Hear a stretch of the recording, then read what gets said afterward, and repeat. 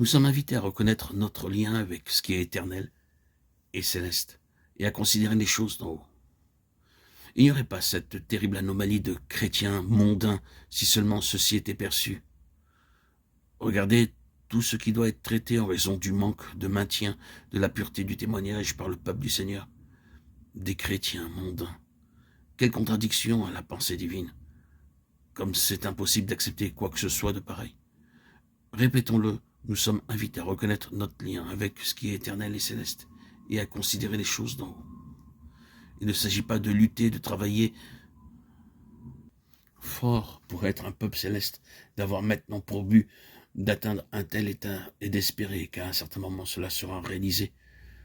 Mais nous sommes un peuple céleste et nous devons considérer les choses de ce point de vue. Le converti, le jeune enfant de Dieu, doit se rappeler que par son union avec Christ, il devient entièrement une partie céleste de Christ, dès le début, lié avec tout ce qui est céleste et éternel. Toute chose ici doit être comme issue d'un autre royaume. Cela devait être maintenu en vue. Nous aurions un genre très différent de croyance si cela était toujours gardé au premier plan. C'est le point de vue de Dieu, la pensée de Dieu. Ceci donc nous amène au point auquel cette relation éternelle et céleste est reprise. Ce n'est pas le commencement, mais la reprise par Christ de quelque chose qui a été arrêté et interrompu et qui n'aurait jamais dû souffrir une telle interruption.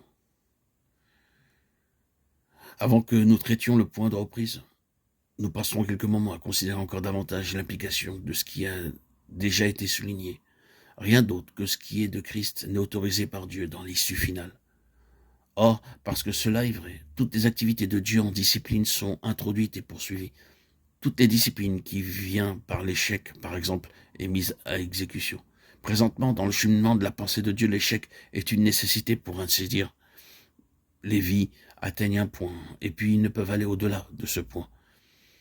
Il y a dans quelque mesure une continuation de la bénédiction jusqu'à un certain point. Et alors, l'état des choses change. Le genre de bénédiction qui a été accordé est retenu. Et un état de choses s'ensuit qui n'a qu'une seule issue, celle d'une nécessité absolue, d'une nouvelle position dans le Seigneur.